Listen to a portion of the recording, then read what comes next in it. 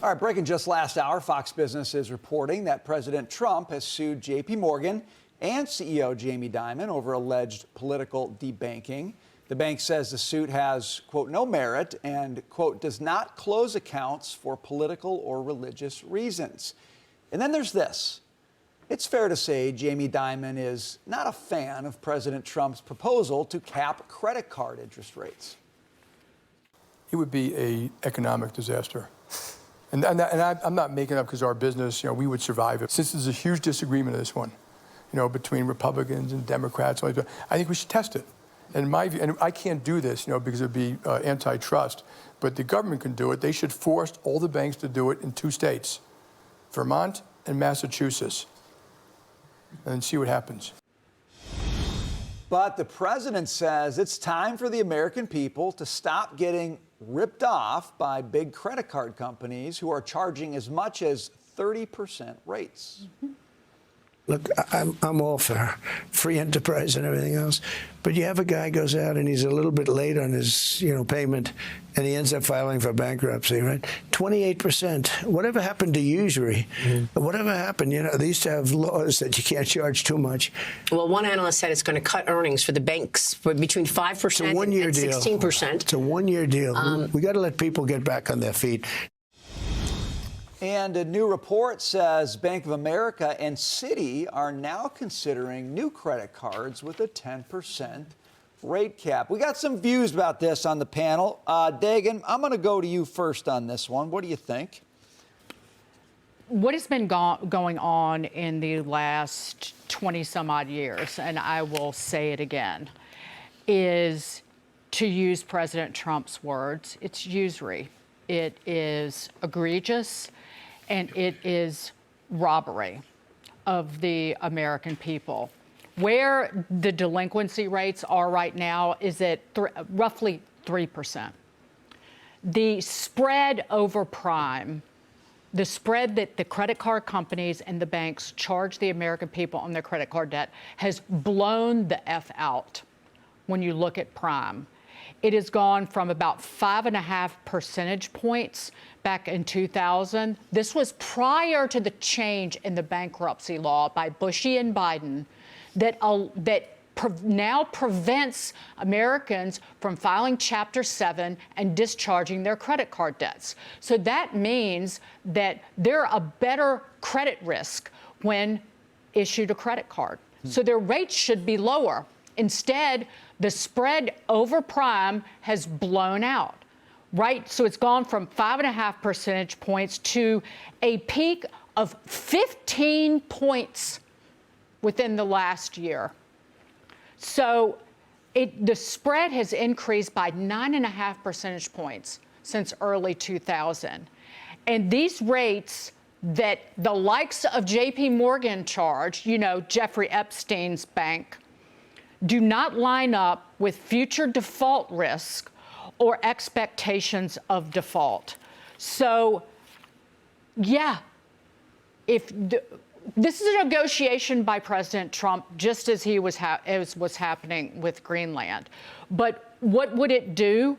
So JPMorgan's bread and butter is ATM fees and screwing merchants over, and credit cards and the spread over your deposit, which you earn nothing on, and then the 7+% that they charge you for a loan. So what would happen? It would just send people to payday lenders and predatory lenders, but you're already charging them those kind of rates. Full stop. Murphy. Yes.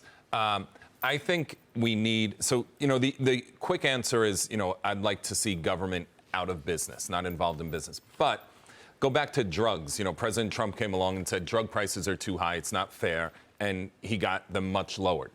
So I think now with banks, when we talk about 30% interest rates on credit cards, it's not necessary, it's probably not fair, and it's hurting our country as a whole, or anyone who carries a credit card balance. So what I'd like to see is I'd like to see it opened up to, we invest in private companies. I'd like to see an open market where startups could come in and compete for this business and do it at a lower rate. Like an open market where if someone's charging you 30 and I'm offering 25, you're going to switch over to me. And if Jackie offers 20, you're going to leave me and go with her. So you don't see that. It's kind of like a big 5 or 6 companies that I think have the bulk of balances and are making the money from this. So I think what President Trump is doing is the right thing. I just know, Jackie, I'll come your way. I do think Senator Roger Marshall has some legislation out there that deals with the competitive aspects of who merchants can choose to use and over what lines payments can run. So maybe there is a solution like that. Would you rather see the president try to move in that direction versus saying 10% cap on Yes, because rates? I just don't like the idea of him telling a business what to do and how to run the business. We've seen other examples of this that we haven't necessarily agreed with. Now, I'm an advocate of credit-free living. Everybody knows that. We've talked about it. Very sort of Dave Ramsey style. If you're in debt, get out of it. Don't go in it. It's made to bog you down so that you never can move forward. I've never paid an ATM withdrawal fee in my life because I always make sure I plan ahead and withdraw at my bank so I don't have to pay those fees. These are the kinds of things that they just kind of get you, and they're preying on people in that way, but people play into it also. When President Trump says we need to just do it for a year to let people get back on their feet, I hear him on that. I know he's trying to address affordability. But again, Brian, I don't love the way that he's going about it. Maybe a different, more competitive way would be the right way to do it. And I also sit back and remind myself, well, why do people need to get back on their feet? Actually, during COVID, because they weren't going out, because some were getting, stimulus checks that they weren't spending, that savings rate had skyrocketed in a way that we had never seen before. They were actually in great financial shape to be able to springboard and move forward. But then 9% inflation happened, and it made it incredibly difficult to survive in this country. So when we're getting back on our feet, it's like, well, he knocked us off of our solid footing in the first place. Now, I will say, Taylor, one idea that Jamie Dimon had, which is sort of interesting, is if Bernie Sanders and Elizabeth Warren really love price controls on credit cards, run the experiment in there. Let's do it in those states and find out. Like you're running the communist experiment in my city. That's federalism. I don't know. If you want to find out, go ahead, you guys. Persuade your brethren in Vermont to do that. Sure. Easier said than done. I don't really know how you would do that. What if you cross state lines? I guess the credit card cap in a certain state would only apply if you're a citizen of that state, or if that's where your home address is, a resident. That gets a little complicated. In theory, I like the idea, not in theory, in practicality, I like the idea of lower regulation to decrease barriers to entry so that more entrants can come in, more competition goes where capital is treated best. I think that that's the best idea. But again, I mean, what did JPMorgan say in their statement about the lawsuit? Oh, it's regulatory issue. So they're always going to say we need lower regulation. But does that actually just play to their book? My worry, and maybe you brought this up last week, I like lower interest rates on credit cards, but I get worried about how we use taxes to incentivize behavior. And then did you tell me, does that not then encourage people to spend more if they know that they're only getting 10% instead of 20%? Again, that's up to individuals to decide how they spend their money. I'm not going to cap a credit card rate at 20 instead of 10 because I'm afraid that 10 will make you spend more. That's not my job. But there's just some other ideas to ponder as we sit here.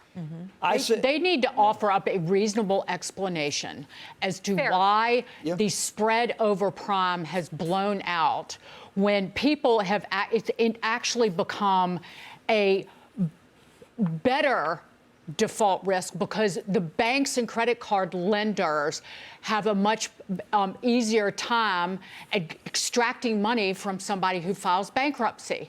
It doesn't make any sense other than just profit. Fine.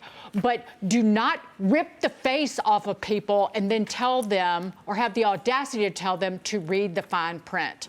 We do things as a nation to protect individuals, like not selling OxyContin over the counter.